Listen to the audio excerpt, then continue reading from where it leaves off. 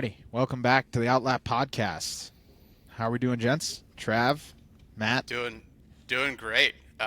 It's rosé season here. The weather's warming up. Got the rosé in the glass, which is always nice. And joined by a special guest today. It's one of my good friends, Matt McKenney. We've been talking about Max. We've been shitting on Max for a long time, and it's about time that we have somebody to back him. So Matt, welcome in.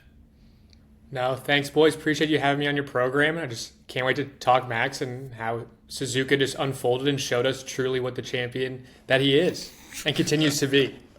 So gross. So gross. Before we get into the actual conversation, Matt, would love to hear a little bit about your background in racing. A couple things I like to ask is, how'd you get started? And then how do you watch races? Like, what's your routine on race day? What other kind of motorsports do you like? Yeah, I think I got into racing much like most people in America who watch Formula One, and Formula One is basically the only motorsport that I truly follow. I think I like racing tangentially from afar for a while, and just the engineering stuff was cool, and cars going fast is always sweet. But I think the Drive to Survive wave, when it came through and showed more of the field and how interesting like the other kind of races within races were going, is where I got into it. And then when COVID hit, I had a lot more free time on my hands and went back through the YouTube at the time and found all the old races and was watching 2004 Germany highlights and just anything I could get my hands on, watching full race broadcasts, and just totally loved it. Hell yeah, man. Tell me a little bit about how you watch races. Like, do you watch practice? You watch quali? When do you watch? Do you watch the races live, even though they're in the middle of the night? What's that look like? It's gone around and changed some with getting married, but I think that usually I got a pretty good. I will always watch the race at least on the same day. I try to watch it live, especially when it's in the Europe time zone. I love a good coffee in Formula One to start the day. I think that's the best Sunday. I always watch quali, especially recently with quali being arguably better than the races. And then I'm not a free practice guy. I don't need to, if you're really into the engineering and that stuff, that's great. And I'm sure you learn a lot of data, but I love the action. I like when the points are on the line, the stuff actually matters. Yeah, love to see it. Does Emmy watch the races with you? She's usually putting on her Bose headphones and watching her own show on her iPad right next to me on the couch. But it's always a good time. She's not against it, so that's really all I can ask for. She's very much understanding of it. I don't ask to watch a ton of professional sports that aren't football we're both watching or something we're both interested in, and Formula One is the odd exception, and the hours actually help, making it be usually a Sunday morning thing before church or after church. Always makes it a lot easier. Hell yeah, man. Well, glad to have you on, and would love to talk a little bit about the race today. Nick, what'd you think about Suzuka? Just kind of high level thoughts.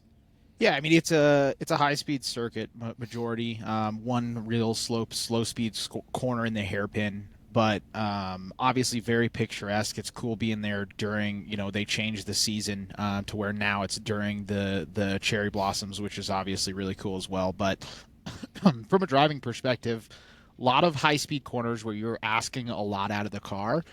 So the if you haven't driven in a sim at all, like if you ever hook up the S's in Suzuka, there are a few things as satisfying as hooking up all of the S's in Suzuka, because it's a sequence of good 5 or 6 corners that if you mess up the first one, you are fucked for the rest of them. You're just fighting on the outside with no grip.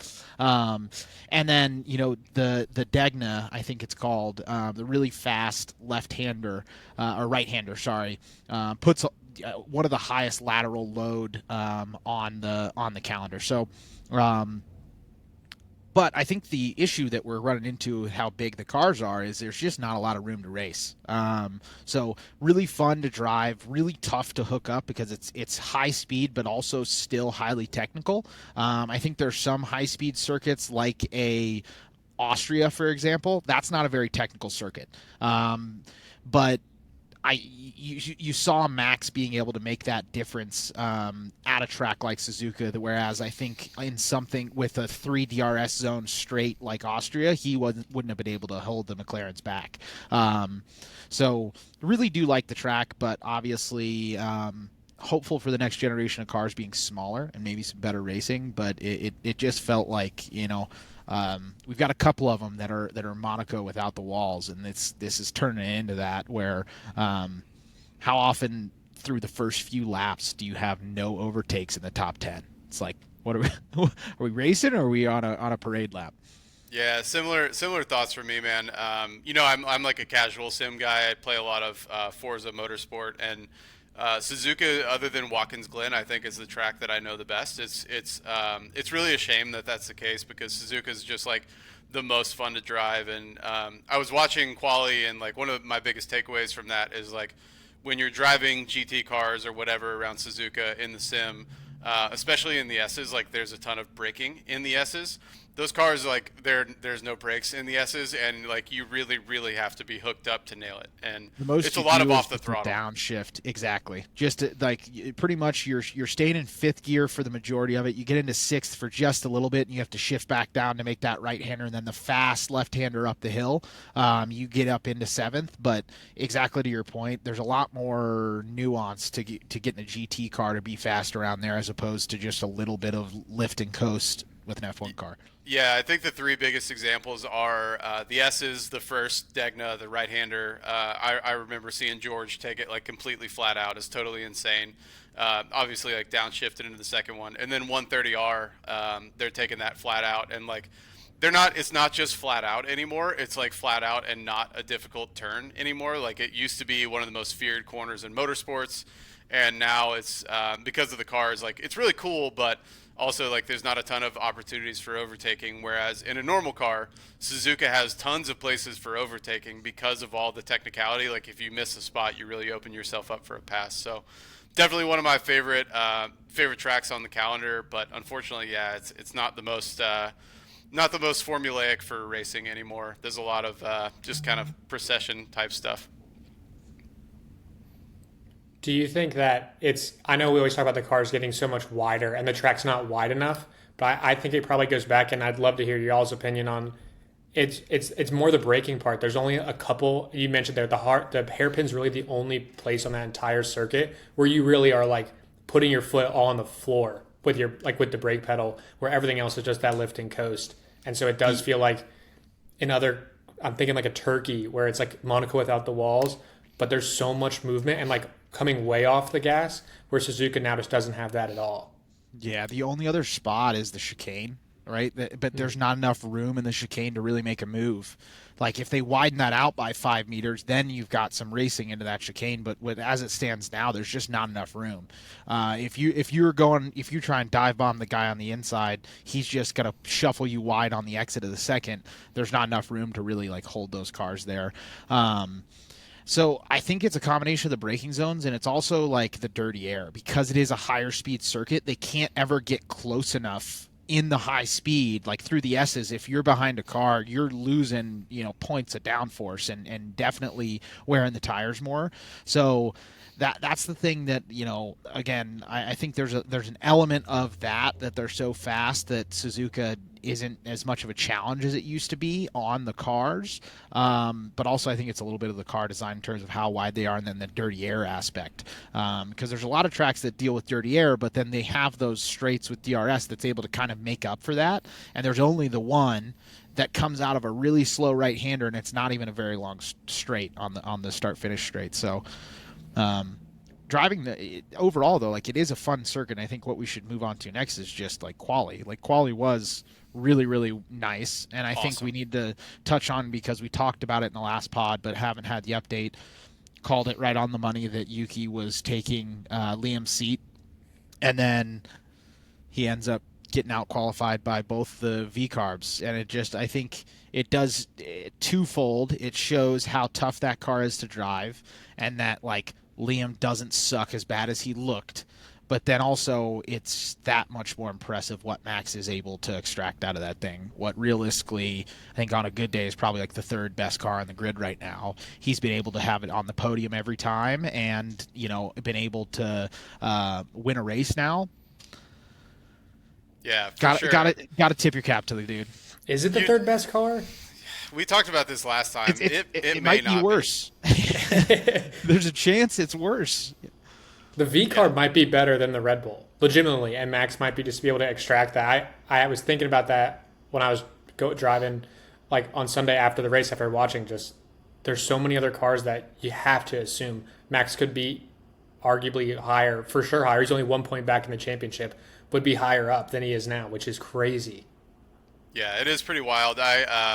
We were talking about this last time, but one of the things Matt and I were talking about this before the pod. One of the things I really like about Max, as a noted Max hater, is that he speaks his mind. And Nick, I sent you that article earlier in the week where he basically put out a statement. It's like, yeah, it's not Liam Lawson's fault. Like the car really sucks, and I really appreciate Max's candor. And like, who knows what he's doing to boost his stock as a driver, right? Just because he's a menace and can drag the car to whatever he wants. But You didn't yeah, think really, it could get any higher, right? And somehow this weekend, Max's stock just went up, and you're like, I didn't really think that was possible. yeah, for sure. And before we need to get into quali for sure, but before we get into quali, we got to talk about Jack Doohan's crash. From in FP1, FP2, I think. FP1, I was watching that live. I was too, for some reason. Yeah, well, it's because the practices were actually pretty good times. And I know you mentioned, Matt, the practice piece earlier. I have an F1 TV subscription, and so it's like if it's a reasonable time, I'll throw it on unless I have like a work Sure. meeting or something. I just love watching the cars go vroom real fast, you know. But that Jack Doohan crash, like Joylan Palmer, who is on the F1 TV broadcast, he's normally not on the international broadcast, but he called it right on the money right away because it's a DRS straight into a fast right-hander that you don't actually have to lift or do anything other than turn the wheel. And so it's one where you have to manually depress and close the DRS, because how the DRS works is if you let off the throttle or hit the brakes, it will automatically close, but it doesn't look at steering input at all. So it doesn't have any idea about that. So he didn't manually press that, went in expecting to have the rear grip, and it had half, if not less, of its normal load, and it just instantly ass around. It was a pretty rough crash, and the only closest one, it was funny that they called it out, but Max's wreck in Silverstone was also a 50G impact, and that was like a very similar into a tire wall and just damn near flat out, about as close to a worst case scenario as you can get. Also, not to mention that Jack was already under pressure, right? And then he goes and does that in FP1. Definitely like rounded out the weekend pretty well. Obviously would have been really sore, but absolutely destroyed that Formula One car. And, you know, that was a tough one to watch. It was good to just see that he was actually okay. And I think there's something to be said about like 30 years ago, he's probably dead. 100%. Those Maybe, cars maybe are even so less. safe. The Yeah. cars are so safe nowadays. That's the crash that brought to mind for me as well. Nick, was that crash at Silverstone, and I couldn't find any grav data. I'm glad you said that, because Max's was 55 at Silverstone, and Yeah, that had his to be was like it was the same speed. 51 or 2, I think. Yeah, and he Yeah. hit the wall at 185 miles an hour. I mean, just absolutely nuts. He was really shaken up, and they were talking about how his hand was hurting, and like it looked like he was for sure concussed. I'm honestly really surprised that he made the race at all. I thought that I forget the driver's name, but the Alpine backup driver. Colapinto. No, Yeah. it was no the They've got Colapinto was 4. not. Yeah, They've got Colapinto 4 was now. not there. It was a Japanese dude. I can't remember his name. Ime Iwasa. Ime Iwasa. It would have been really cool to see 2 Japanese drivers in the Grand Prix, but I was pretty surprised to see him actually make the race as well, with how many reserve drivers they have. They're like, let's give somebody a shot. But that was a tough Yeah. one. it It was. feels Man. like the nail in the coffin, right? For kind of like he's been showing decent form for a rookie, like nothing that you'd really be that upset about, but you just can't. He hasn't shown anything that's like he's shown more pace than actually I expected. But if you're absolutely destroying cars and you're not as fast, right? Like faster than people thought, and Colapinto's already showed so much pace, and it feels like his ticket's already it's already punched. It's going to definitely take a turnaround. And, you know, ask Logan Sargent how it goes when you're off the pace end wrecking cars. Ask Mick Schumacher how that goes, because, you know, those are 2 dudes that, like, maybe not Logan Sargent, Mick Schumacher. No. Mick Those are not Schumacher equal. showed some flashes of pace, but like nobody wanted to bring him back because he destroyed so many Formula One cars. No doubt about it. Well, let's get into quali. Quali is great. It's a great quali track. I know we kind of talked about the merits of Suzuka, but obviously the biggest takeaway from quali, there's a couple other ones, was Max. I was watching quali in my car before our tea time on Saturday. It was at like 3 o'clock in the morning here, and I was sitting in the car before, and I audibly like yelled when I saw Max come around out of the chicane and saw his lap time. Like, unbelievable stuff. And going back and watching the video, it's I think it's the best lap I've ever seen. Like, I can't remember a less twitchy lap, in especially in that car, in my memory. How close. And someone 4 or 5 cars ahead of him, it actually grades that wall that you have on the right when you start going down the pit straight again for like the finish line. And there was like the stuff on the track, but every driver, especially between the McLarens and Max, was cutting it so close to that wall on the right, and you just knew how you had to have that so stuck in there, and that saved him what 5 thousandths of a second, maybe 100th, and that's all the difference he needed, or like that's pretty much all he needs to take advantage of that car. I don't know. Have you guys seen Ford versus Ferrari? Oh Um, yeah. okay, Have I so seen Ford versus the Ferrari? it popped back up because there was someone comparing like the speech that he gives about the perfect lap. How he's like, "There's a lap out there with no mistakes, no wiggles of the steering, no," and like that's what that lap was. Like that's as close to perfection as you can get in a car that like arguably should, like on a good day probably qualify in like fifth or sixth. So and what I didn't touch on when we were talking about Max earlier, like that lap was so impressive, but it's getting to a point almost with Red Bull where Max is your biggest like asset, but also your biggest like detriment because you don't know. Like he's so good and is able to mask over so many problems that like if you can't have anyone else drive the car, like and obviously they prioritize the driver, so like they don't really care that much. They're not people that really give a shit about the constructors, but the announcers were talking about that, and I was like, that's kind of an interesting take because it's true. Like if they didn't have Max Verstappen as a driver, their car would not be where it is right now.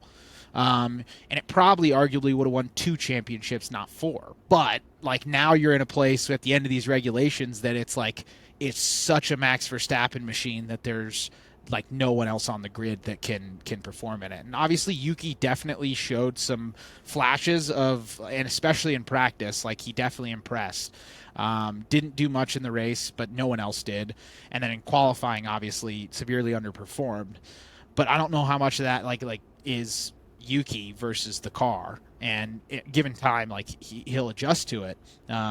But I just thought that was an interesting take where it's like he is the definition of a double-edged sword, where like he is the best driver on the grid and extracting more than anyone else can out of the car, but I don't know whether he doesn't give feedback as well or he likes a car that is so difficult to drive that they've just continued down this path and made it undrivable. Um, we'll see where it goes with the next regs, and it also just kind of feels like more and more that Max is leaving Red Bull sooner rather than later. To go to WEC and race in the 24-hour races. I'm calling it. I called the Williams 2027 championship. I'm calling Max to WEC when his contract's up too. Other than Max, what were some of your qualifying standouts?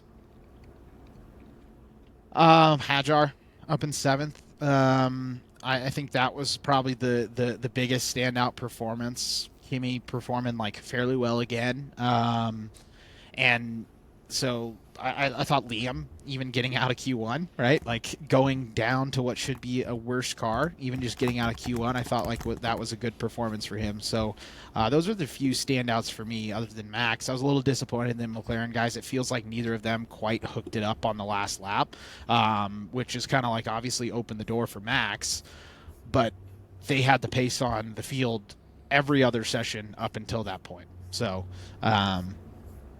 as the opposite of a standout, I was a little disappointed in my McLaren boys. Yeah, you got to shout out Ollie Behrman too. Ollie Behrman's looking really good. I think so far like those guys are really killing it. Ollie and Hajar, really good to see, especially Hajar like after the crying incident first weekend. Like really good to see him doing well. He seems like a fun dude too, and like F1 needs more of those guys that are both like good personalities and good racers. Now that we don't have Ricardo, we're itching for that for sure. I'm still calling him Kryzik. No doubt, no doubt. I don't want to just totally blow past Behrman, but he's in a hat. He's in a Haas and just got, was it 10th? He got into Q3 in a Haas that where his, like, that comes out of nowhere. And we know he's fast. Like, it just seems like a matter of time till, looking at the grid at what are, I guess, the best cars being the Ferrari, McLaren, and Mercedes, 1, 2, 3, and Ferrari, I guess until Lewis leaves, there's nowhere to go. Those teams feels like they have guys in those seats that could be 10-year guys. So it's a very interesting kind of midfield, in my opinion, because it feels like there's a couple drivers, Behrman being one, and then Sainz and Albon both kind of being in Williams, which maybe isn't a midfield car here in a few years. But there's just so much talent that's kind of stuck with those top seats being full. And if Red Bull's second seat isn't good, there's just nowhere to go. Yeah, for sure. He is making Ollie Behrman is making Ocon look not so great. Like Ocon, like there's a really like a He's was a known quantity though, right? He is, and that's what I'm saying. Like Ocon, like he raced Gasly really hard last year, and Gasly's like having a pretty solid year this year, and they're an Alonso equal before machinery. that too. Yeah, Right. He's a known quantity, and so I think it really does show how well he is performing. But I also feel like Ocon has kind of fallen in the same camp as Sainz right now of not adjusting to their car very well, right? Because Sainz hasn't really been on it, and it doesn't feel like Ocon has really hooked that up either. So, and there's something to be said about, like, obviously Albon was already in it, but he's a rookie. He doesn't have any of those like bad habits or tendencies that you've adjusted to based on another car. So I wonder if it's just easier for Ollie to adapt to the car. Like, it'll be interesting. That's the one to keep our eye on throughout the season, I think. yeah, I think so too. Do we Oh, even? go ahead. Go ahead, Mac. Go ahead. The last thing I'll have from qualifying is, and I just saw this a couple days ago, just came across my desk, that the Red Bull with the fantastic livery, the white, looked unbelievable. Such a good job. Their Japanese livery, which they had to use in Turkey a couple years back, they always crushed that white livery. They didn't pull off the blue. They wrapped the blue with the white. So not only, yeah, if you can look it up, it's crazy. There's pictures from the garage of them pulling it off, which to me seems like it's a two-piece problem. One, why are we carrying any extra weight? All the blue decals and everything was still on the car when they wrapped it white. And then two, if you're going to and I know how much weight can it really have and add for lap time, but to beat the McLarens with a tractor and extra weight effectively for no reason, what is going on?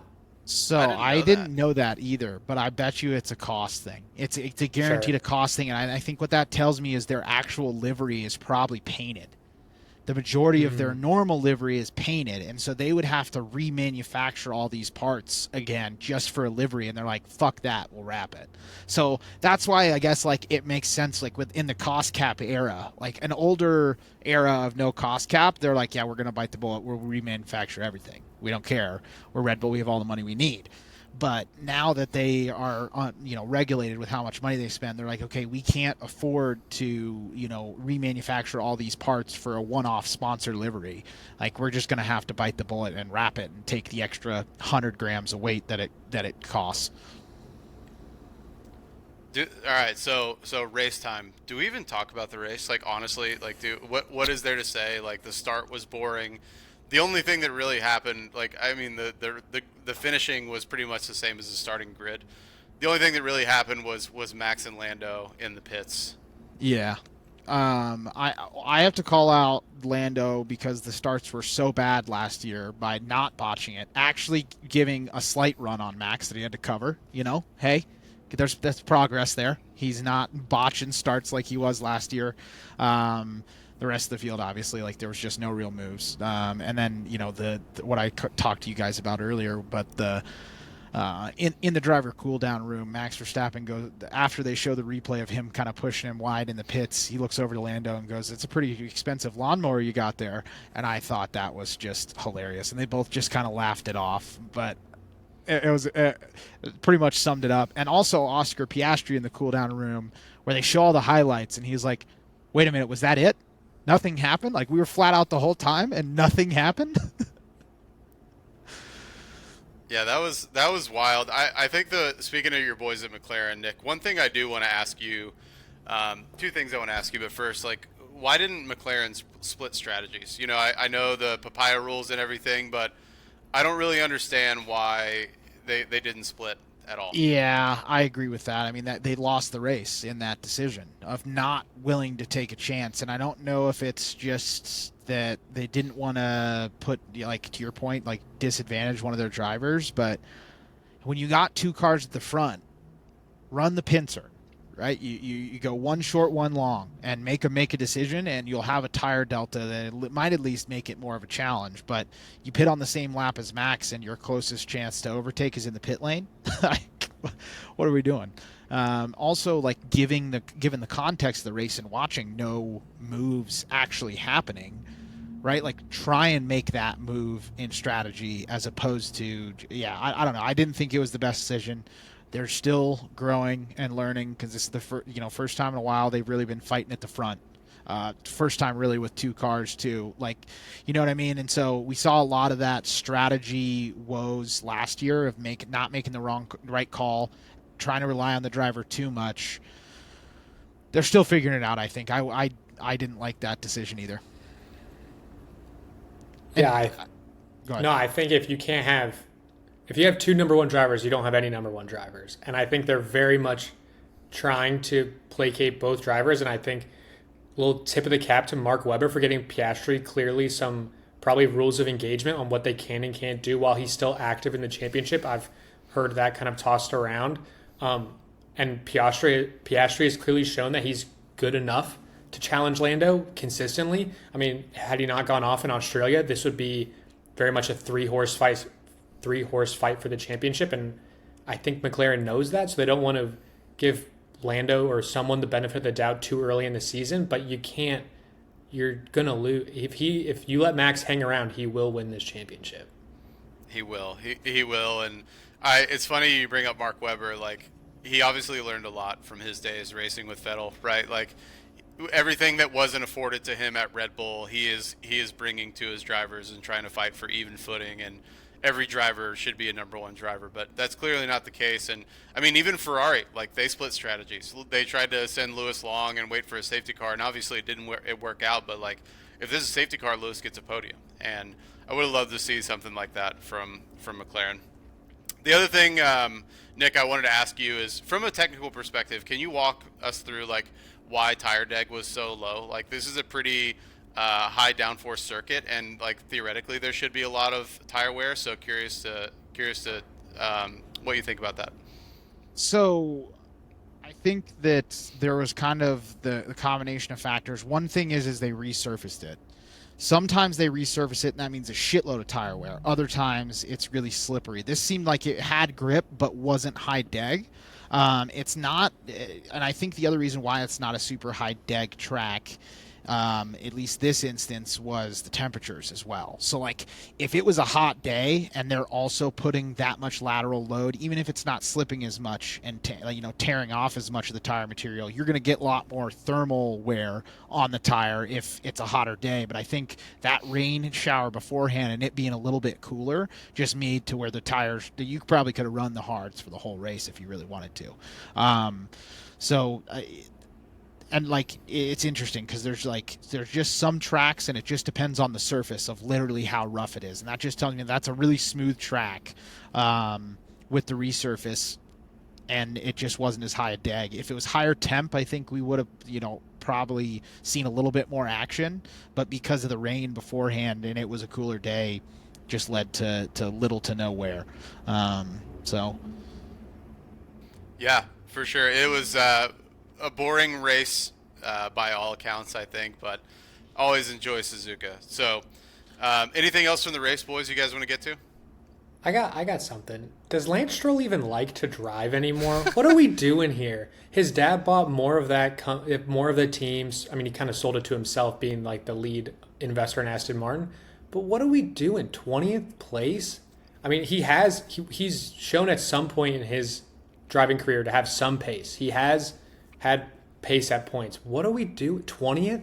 Fernando's like should be killing him. He's not, because Fernando's had some mistimed kind of engine misfortune and whatnot. But why is he can't be with Newey investment and potentially like the rumor of Max going to Aston Martin to follow Newey next year?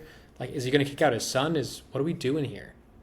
Yeah, I keep hoping that he goes and pursues a tennis career, but it's still hopeful at this current stage.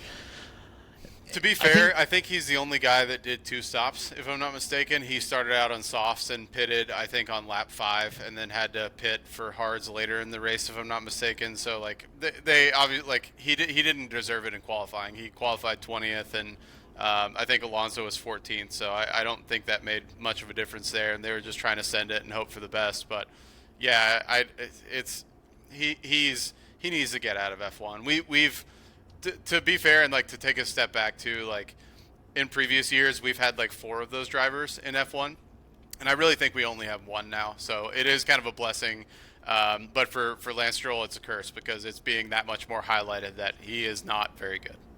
Also, it's just like his demeanor in all the interviews, like everything he does, like he's just like he gives off that like I'm doing this so my dad doesn't get mad at me vibe, like at all times. Like so I he to I shit on the dude a lot. He has had an okay start to the season. He's been out qualifying Fernando. I mean, also Fernando's like 45 now, so like at some point we know he's not the driver he once was. So like I obviously we're getting closer to the end of Fernando's career. We can only hope that the pressure from Newey actually gets to Lawrence Stroll, and he's like, hey, I'm not here to have your son driving my car just because it's fun. Like, give me 2 real drivers, or this partnership isn't going to work out. I hope it gets there. I hope so too, man. It's about that time. And speaking of about that time, we probably should get to the conversation that we brought Matt in for. Listen, boring race. We got to talk about something. This is a podcast, so this is a little bit tongue in cheek, but I don't really think so. It's time to have the GOAT conversation about Max. I'm not saying that he's there. I don't think he's the greatest of all time, but he's been talked about being one of the best talents in F1 for a long time. And Max and I were talking, or Matt and I were talking about this over the weekend. I think that with this quality lap and this win that he had, it elevates him to another level for me, just straight up out of this race, like total masterclass of a drive. And I'm curious to where you guys think, like, what does Max need to do to be considered one of the greats? And just to give some context to this, I think it's important that we keep it kind of in the modern F1 era. Like, you have guys like Jim Clark and back in the day that were awesome, but racing has changed a lot, right? It's not like you're finishing a quarter of the races because there's no reliability, and the guys that you're driving with are plumbers and carpenters, right? Like, these are bona fide, really, really great F1 drivers, been doing this their entire lives, and Max is climbing up the ranks, and like I'm curious to see where you guys think that, like, what he needs to do this season and for the rest of his career in order to be able to be considered the greatest of all time, up there with Schumacher, Senna, and Lewis Hamilton. I'll start because I know you've got a strong opinion here, and so it's not that I don't have a strong opinion, but I'm not coming at it from a fan perspective. And like, even with that said, the way you pose that question, Trav, of like asking like one of the greats, he's already there, right? Like, in terms of one of, yeah, he's already there. There's only a handful that have really done anything in the 2000s that I would consider in that vein. You've got Michael Schumacher, you've got maybe Kimi Räikkönen, Fernando Alonso, Lewis Hamilton, Max Verstappen, like Vettel. That's like 6 guys that I would, and kind of the way I look at that, it's like there's always that one guy at the top of the sport, whether it be just because of their driving talent or a combination of driving talent and car pace. He's had the car under him since 2022. You can't necessarily say that he had the best car in 21. So that championship in my mind was really impressive. 22 and 23, not that they weren't impressive, but it's like when Sergio is your second driver, is, you know, you're 1-2ing damn near every race, you win 23 of 24. That's looked at a little bit different than this win in Suzuka this week. So like, I think he's already there. If he wins a championship in the car this year, like, I think that, yeah, that would seal the deal as probably like one of the best drivers in the 2000s. And if he's able to get to 7, I think his track record has been a little bit more, not necessarily impressive, but like more noteworthy, as opposed to Lewis literally having the best car for 5 straight years, which is why he ended up, you know, winning all those championships. It's a lot of him, but it's like, that's where there's a little bit of that nuance that comes in. If he's able to do this with not the best car, that's even more impressive. He's already shown us he's able to extract that pace, and that's one thing that I feel like I haven't seen as much from like Lewis, for example, right? When he didn't have the car with the pace the last couple years in Mercedes, he wasn't doing Max Verstappen shit like this. So there's something to be said there. I think he's already in the conversation of the best, but like, to be the absolute best, like he if he wins a championship this year, he's arguably there, even with not having as many.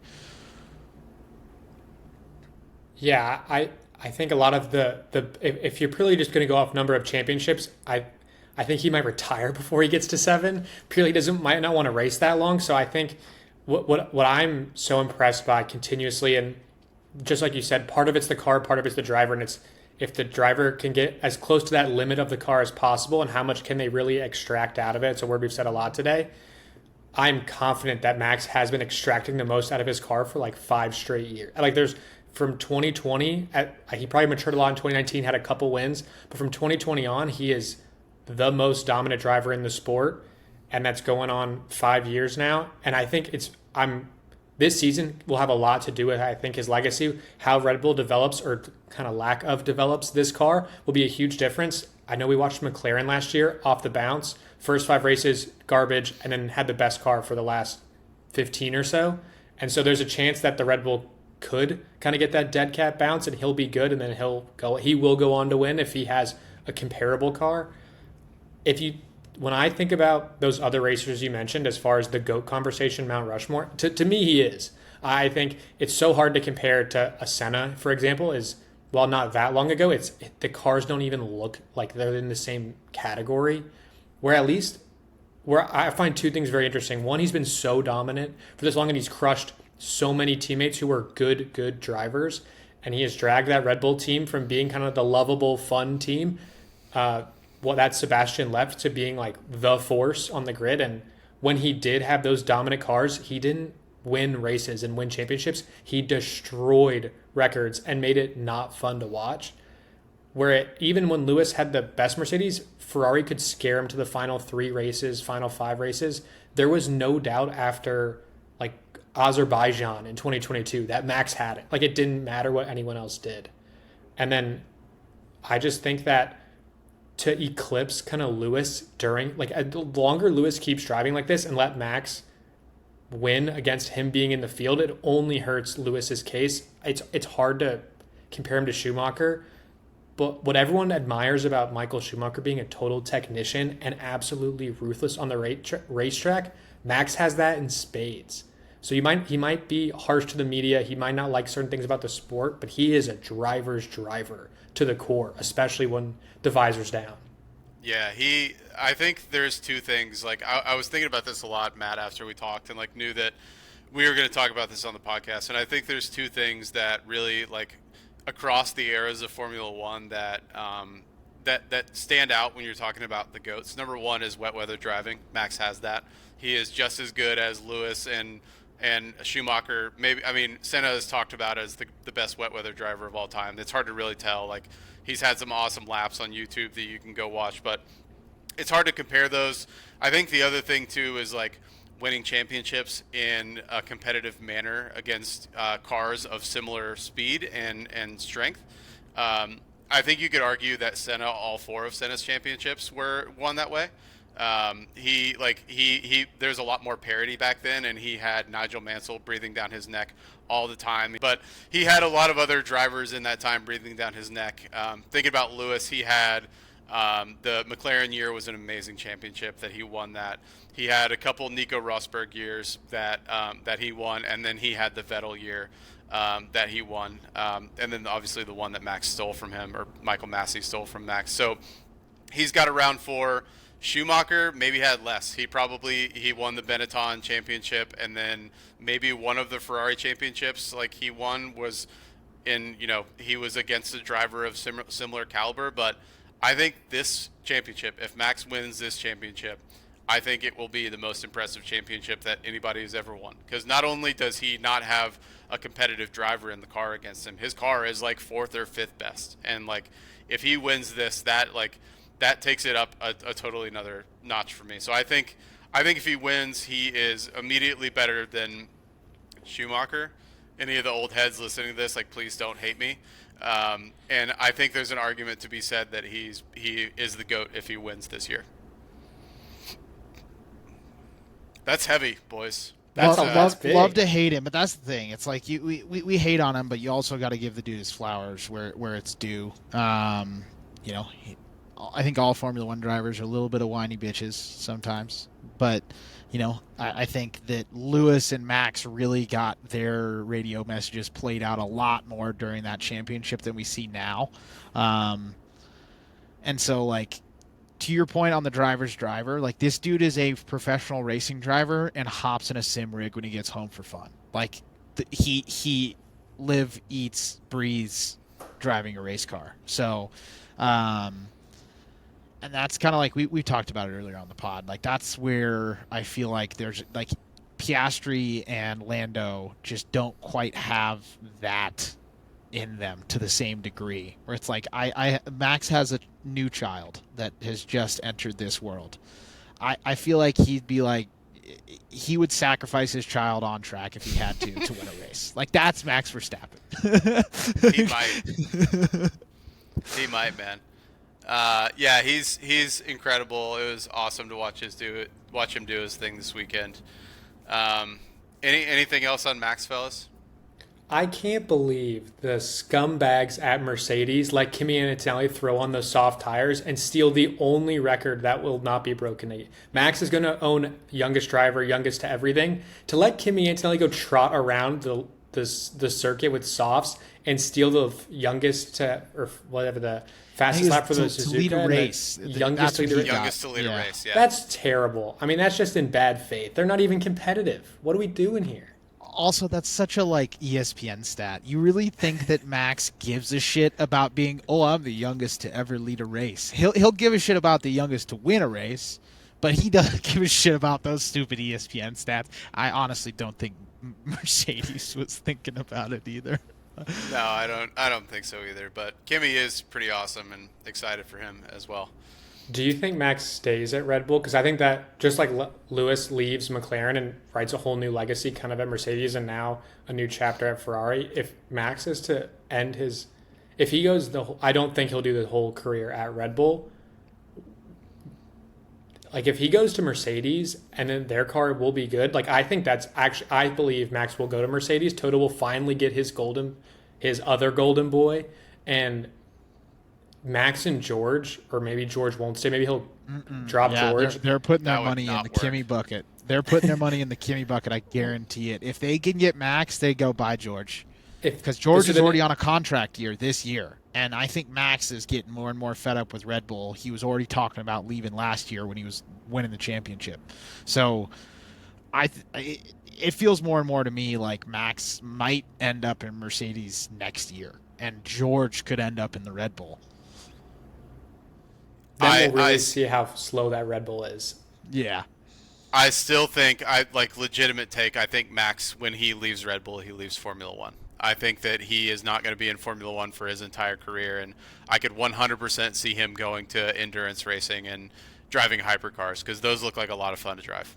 I don't think it this young. I think he's going to do it, but I think instead of doing the Luis Fernando of end of their career, like one final run with a team, that's when he's going to be like, all right, I'm out. I don't think he's ready to leave. I think he's all bark no bite in terms of that, like the way that he was threatening, the FIA last year with that sort of stuff.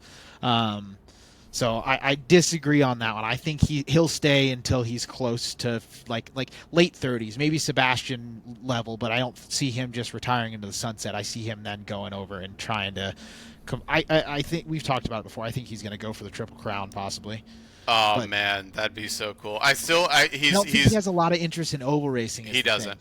He Yeah. doesn't. He doesn't. I also could see a world, Matt. This kind of aligns with the Bryson take from earlier. Like, I could see a world where he leaves and like does YouTube stuff, or like does some sort of like of his own brand of thing, or like goes to a racing series and makes it the Max Verstappen series. And like, I think he's reaching that level of popularity in terms of drivers. Like, he's got a really big following on the sim racing stuff. People love watching him, and I could totally see him like carving his own path, and I think that would work out for him. I think it could very much, especially while his kids are young. Maybe I don't know, but like if he had a he if he had like a Kimi Räikkönen where he kind of goes away for a couple years and was like, oh, actually that was like as much as I didn't like all the media and the travel and whatnot. Like I'm so good at that, and just comes back and just dominates again. Doesn't care, just wants to go race. Like I truly believe if he could just fly in for qualifying and the maybe FP3 and just do qualifying in the race, that's what he would do. He wouldn't do anything else, wouldn't do any testing, wouldn't do anything at all. Yeah, I could see that as well. Well, I think we rather short pod today because the race was so damn boring. But one more thing I wanted to sneak in there before we got out of there from your preeminent V10 podcast is that there is a confirmed meeting on the books in Bahrain for all the engine manufacturers to talk about the merits of bringing V10s back to Formula One. So we don't have to dive too deep into it unless you guys got something, but just wanted to call that out. God, I hope so. So what it's increasingly looking more and more like is that is probably going to happen, but it's not going to happen immediately. So it's not going to be like a next year thing, because like the Audi and the Cadillac joining the grid, they've put a lot of money and development into that. Obviously, Cadillac's not a engine developer, but or a manufacturer, but Audi is, and so it would take 4 of the 5 teams to sign off on it. Red Bull and Mercedes, I think, were down, but I don't think any of the others were. So it's a little bit of a long shot for next year, but I think everybody's on board, and it's just going to be like, hey, like let's do it. Just give us enough time to actually develop this, and because the other piece, Trav, which I don't think we really touched on, but like there's been more and more like worrying data coming out of the current power units, and like there's going to be clipping on straights that's really bad. They're not going to be able to use the majority of the electric power. Like they're going to be slowing down a lot. So seems like next year's a little bit less exciting, unfortunately. But I'd love to get some V10s back in this joint, and I think the idea is sustainable fuel V10s, easier to manufacture. Cosworth could be coming back. So Do you know, Nick? Do you know if Cadillac has said that they're not going to manufacture an engine? Because I know that in WEC they started out using a Ferrari power unit, but then developed their own V8 for I their think cars. the plan is for them to eventually manufacture their own engine, but they're just not yet. Like this entry got approved so late. I can't remember what they're using. I think they might be using Alpine engines. I'd have to look that up. Renault engines, but they're not for their next year's car. I don't believe they're actually. I know they're not manufacturing their own engine, whereas Audi is. Yeah, That'll be the first year of Ford as well. Ford with Red Bull. So it's kind of some different manufacturers that actually would have to sign off on this, but I hope everybody gets on board. yeah. Cadillac's using Ferrari next year, it looks like. But yeah, I just Googled it, and it does look like their plan is to build a full works team by the end of the decade. So I totally could see it happening, man. It'd be badass, especially like with Ford and Cadillac and Audi coming back in. Like some of the OG, like really, really great manufacturers that are putting engines in the cars, man, that would be cool to watch. but also just the commercial capitalization of actually having an American Formula One team. Can you imagine how sweet the liveries are going to be? Oh, dude, the Oh, current dude, the Cadillac Cadillac. liveries are going to be Oh, so good. And it's like I want to be able to root for Haas, but it's literally called it's a machine company. Like that's not America's team. Cadillac, I can get on board with some Cadillac. Fucking sign me up. I can get on board for that. And there's been such a blow up of American Formula One fans that I think we've been yearning for an American F1 team because we've all pretty much written a Haas off as like you're not our team. Yeah, that's clean. I like the yeah, gold. I would love this is their current really good radio here. Their current WEC power unit also would rock with any of the red or the yellows that they've had in WEC for the past few years. Those are a lot of fun. But if for whatever reason there's a race on July 4th and there's not a bald eagle going around an F1 track somewhere, I'm gonna be real disappointed. Man, golly, they gotta they gotta get it out there for sure. Alrighty, Uh, gents. yeah, well that was a lot of fun. Matt, thanks for joining us. Boring week in F1. We got Bahrain next week. Bahrain is one of those tracks that I have trouble placing in my mind. What stands out before we get out of here? What stands out to you guys about Bahrain? Quite literally, not the opposite, but like lots of really big braking zones, lots of really good overtaking opportunities at the end of DRS straights. So I can give you the Nick Scott guarantee that this week's going to be a significantly better race. If there's a bet for first lap overtakes, I'd hit the over on 5. All right, fingers crossed. There's some crazy dive bombs into turn 1. Like it is, and then It's basically a exactly hairpin, the right? no, so it's a chicane. So it's a big right hander into like a fast left hander, and then a flat out right onto another DRS straight. So the first turn's really tight, really big braking zone, but there's plenty of track to actually go side by side through that section. So like guys can send dive bombs and not just shuffle each other wide and screw each other up. It's right where Grosjean crashed, if you remember. That's like Oh yeah, that's the corner. So like but there's a few other corners on the track that are good for overtaking too. So it's not just turn 1. I really like Bahrain. I think I might have done a hot lap breakdown for that last year, but um, significantly better for racing. Yeah, awesome. it's Austria but flattened in the desert. It's an awesome, exciting track. It's pretty much delivered every single year. Funny enough, actually, thinking back when Bahrain used to be the season opener, sometimes we'd get a dud at Bahrain. Not always, but like there's been the occasional dud. Like, but it was really the dud because Max was just walking everybody. Um, and I think after the last few races being not so great, it just puts a little bit more of an appreciation on how good Australia was. You know what I mean? We normally don't get that good of a season kickoff, and especially following the 2 races after. Uh, Wanted to just reflect on how good Australia actually was. For sure. Well, boys, enjoyed it. Talk to you guys next time, and thank you for listening to the Outlap. Hell yeah. Sorry, Nick, I didn't mean to steal your line there. Matt just dipped. Oh Oh no. shit!